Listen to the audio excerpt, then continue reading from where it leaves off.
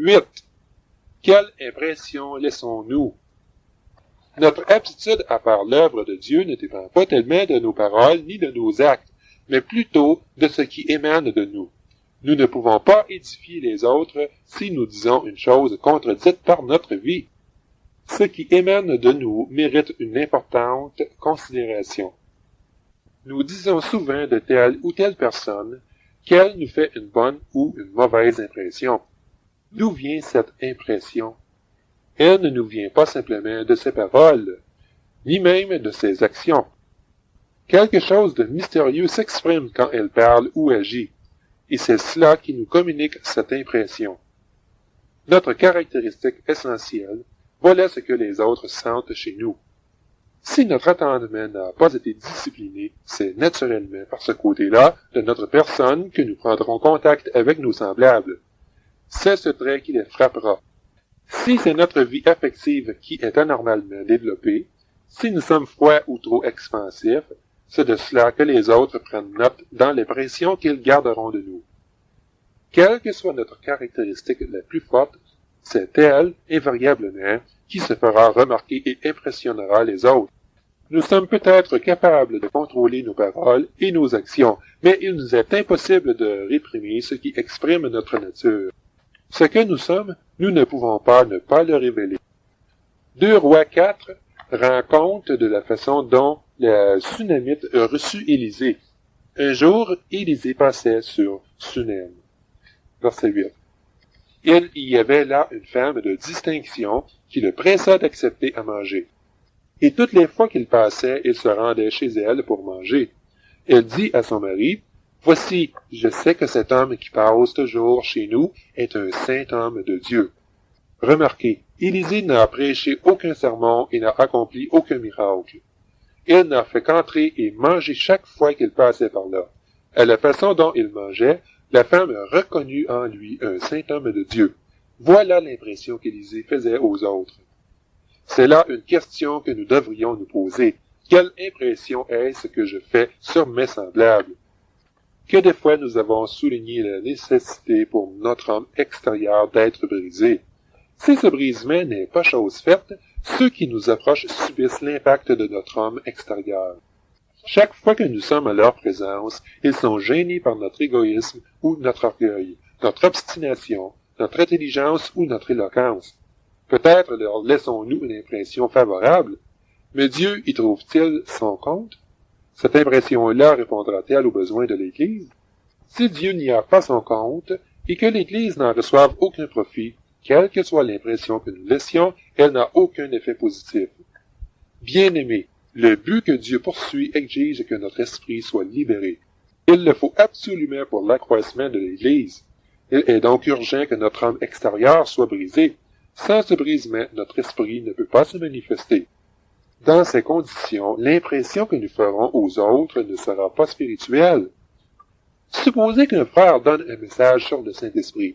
Bien que son sujet soit le Saint-Esprit, ses paroles, ses attitudes, les images dont il se sert sont remplies de lui-même. En l'écoutant, et sans peut-être en discerner la cause, l'auditoire souffre intérieurement. Cet homme n'a de parole que pour le Saint-Esprit, mais l'impression qu'il laisse à ceux qui l'écoutent est celle de sa propre personne. Quelle est la valeur spirituelle d'une démonstration aussi vide de substance? Elle est nulle. Mais plutôt que de nous étendre sur cette question d'enseignement, soulignons ce qui émane de nous. Dieu ne se préoccupe pas de voir si notre enseignement gagne en profondeur. Ce qu'il cherche, c'est de mettre la main sur nous, comme individus. Si notre nature n'est pas traitée comme il convient, nous pouvons présenter un enseignement se réclamant de l'esprit sans qu'il y ait aucune transmission de valeur vraiment spirituelle. Quelle tragédie que d'impressionner simplement l'homme extérieur, sans communiquer à l'homme intérieur la moindre impression de vie. À intervalles plus ou moins éloignés, mais sans y manquer, Dieu dispose nos circonstances de manière à briser les traits saillants de notre caractère. Dieu ne vous lâchera pas qu'il n'ait liquidé en vous ces traits particuliers. Ce que le Saint-Esprit accomplit quand nous subissons sa discipline est complètement différent de ce qui se passe quand nous écoutons un message. Un message entendu peut souvent nous rester en mémoire pendant plusieurs mois, peut-être même des années, avant que la vérité qu'il contient ne déploie ses effets en nous. Ainsi, l'audition de messages précède souvent de beaucoup notre découverte et notre appropriation de sa substance. Tandis que, par la discipline du Saint-Esprit, nous voyons la vérité plus rapidement et elle devient ainsi notre possession. Quand nous écoutons un message, nous prenons facilement note de l'enseignement qu'il nous apporte, mais ce n'est souvent que longtemps après, par la grâce de la discipline que nous subissons, que nous en saisissons vraiment la portée. N'est-ce pas étrange? Une fois que nous avons entendu, le message nous reste en mémoire. Mais nous pouvons être mis 10 fois sous la discipline et nous demander pourquoi. Le jour où la discipline a déployé ses effets, c'est le jour où l'on voit vraiment la vérité et où l'on entre dans sa réalité. Ainsi, l'œuvre du Saint-Esprit est de nous démolir d'une part et de vous édifier d'autre part. Aussi votre cœur s'écriera-t-il, « Merci Seigneur, maintenant je sais que ta main a été sur moi ces 5 ou 10 dernières années pour me discipliner, et ton but était tout simplement de briser ce point fort en moi. » L'œuvre étonnante de la lumière qui détruit. Ayant examiné l'œuvre disciplinaire du Saint-Esprit, voyons maintenant un autre moyen qu'il emploie pour mettre notre homme extérieur à sa place. Conjointement à la discipline, le Saint-Esprit s'emploiera à vous éclairer. Ces deux méthodes seront parfois mises en œuvre simultanément, d'autres fois elles s'alterneront. Un jour, c'est la discipline qui s'exercera dans des circonstances propres à niveler ce trait de caractère. Une autre fois, Dieu vous fera la grâce d'ouvrir un peu le ciel pour vous éclairer. La chair, nous le savons, mène une vie de dissimulation. Si de nombreuses œuvres de la chair peuvent subsister, c'est simplement parce que nous ne les avons pas reconnues comme venant de la chair. Dès le jour où la lumière met la chair à découvert devant nos yeux, nous tremblons, nous n'osons plus bouger. Dans l'Église, nous avons spécialement observé la chose aux époques d'abondance, quand elle est riche de la parole de Dieu. Quand le ministère de la parole est fort et que le ministère prophétique ne fait pas défaut, la lumière éclate, claire et forte. Dans cette lumière, vous en venez à réaliser que même votre condamnation de l'orgueil est elle-même de l'orgueil. En fait, vos beaux discours contre l'orgueil ne sont que vantardises.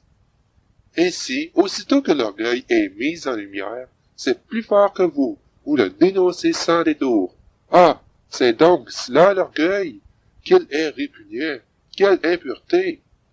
L'orgueil, à la lumière d'une révélation, diffère complètement de cet orgueil sur lequel on discourt si légèrement. La lumière reçue a révélé notre véritable état. Et immédiatement, vous commencez à réaliser que vous êtes 10 000 fois pire que ne pouvait le faire croire l'idée préconçue que vous aviez de vous-même. Séance tenante, votre orgueil, votre moi, votre chair se flétrissent et meurent, sans aucun espoir de survie. Tout ce qui est révélé par la lumière est détruit par elle. C'est une pure merveille. Nous ne commençons pas par être éclairés pour être ensuite, avec le temps, graduellement conduits à la mort. Instantanément, nous nous effondrons à l'apparition de la lumière. Le Saint-Esprit ouvre nos yeux et nous voilà frappés à mort. La révélation comporte donc à la fois la vision et la destruction. Dieu s'occupe de nous avec succès. Et c'est là son unique méthode. Une fois que l'impureté est réellement mise à nu, il lui est impossible de subsister. Donc, la lumière révèle et détruit. Ce coup fatal donné par la lumière est une des expériences chrétiennes les plus nécessaires. Quand la lumière a brillé sur Saul, il ne s'est pas précipité au bord de la route pour s'agenouiller. Il s'est trouvé par terre, effondré. Bien que naturellement capable et sûr de lui, sa réaction à la lumière fut de tomber à terre, perplexe mais intérieurement confondu. Quelle dynamique dans cette lumière qui le frappe et le cloue au sol. Remarquez que tout cela s'est produit en un seul temps. Nous serions portés à croire que Dieu commence par éclairer notre entendement, puis nous laisse à nos réflexions pour que nous arrivions par nous-mêmes aux conclusions qui s'imposent et que nous le mettions spontanément en pratique. Ce n'est pas la méthode divine. Dieu nous montre toujours à quel point nous sommes haïssables et souillés. Et notre réponse immédiatement est « Oh, quel misérable que je suis, pareillement impur, pareillement méprisable. » Que Dieu nous révèle notre vrai moi, il n'en faut pas davantage pour nous frapper à mort. Quand une personne orgueilleuse a été vraiment éclairée, il ne lui viendrait vraiment pas à l'idée de relever le front pour s'enorgueillir de quelque chose. Elle portera jusqu'à la fin de ses jours les marques de cette illumination. D'autre part, ce temps d'illumination doit être aussi un temps de foi. Croire, non pas pour demander, mais pour nous courber dans la foi. Quand Dieu nous sauve, il suit le même principe qu'il suivra plus tard quand il fera son œuvre en nous. Lorsque le rayonnement de l'Évangile brille sur notre tête, notre prière n'est pas « Seigneur, je te supplie d'être mon sauveur ». Prier ainsi, même des jours durant, ne nous apporterait aucune assurance de notre salut. Non, nous disons simplement « Seigneur, je te crois comme mon sauveur ». Instantanément, le salut est là. Or, il en va de même avec l'œuvre subséquente que Dieu va entreprendre. Aussitôt que la lumière vient sur nous, nous devons immédiatement nous prosterner sous ses rayons et dire « Seigneur, j'accepte ton verdict. Je suis d'accord avec ton jugement. » Cette attitude nous préparera pour des lumières ultérieures. Le jour où nous verrons le voile tomber, même les actes noblement accomplis en son nom et par amour pour lui nous paraîtront assez peu reluisants. Il n'est pas de dessein, si élevé soit-il, dans lequel on ne décèle à ce moment-là des traces de mesquinerie. Ce qu'on regardait comme accompli exclusivement pour Dieu laisse apparaître un peu partout le moi le plus authentique. Hélas, les moindres vestiges de notre être semblent pénétrer de vie propre, frustrant Dieu d'une partie de la gloire qui doit lui revenir. L'homme, il se croyait capable de sonder n'importe quelle profondeur, mais il n'y a que la révélation accordée par Dieu qui puisse exposer au grand jour notre véritable état. Dieu ne se donnera pas de repos qu'il ne nous ait mis à nu, pour que nous voyions ce que nous sommes. Au commencement, il est seul à nous connaître. Devant lui, nous sommes toujours à découvert. Rien ne couvre notre nudité. Mais une fois qu'il nous a révélé les pensées et les intentions de notre cœur, nous sommes mis à nu à nos propres yeux. Comment pourrons-nous jamais relever la tête? Fini l'indulgence envers nous-mêmes. Nous nous regardions naguère comme meilleurs que d'autres, maintenant nous savons ce que nous sommes vraiment, et nous avons honte de nous montrer. Nous cherchons en vain une expression adéquate pour décrire à quel point nous sommes impurs et méprisables. Nous plions sous le poids de notre honte comme si nous portions l'opprobre du monde entier. Comme Job, nous tombons devant le Seigneur dans un repentir sans équivoque. Je me condamne et je me repens sur la poussière et sur la cendre. Certainement, pensons-nous, un tel mal est sans remède.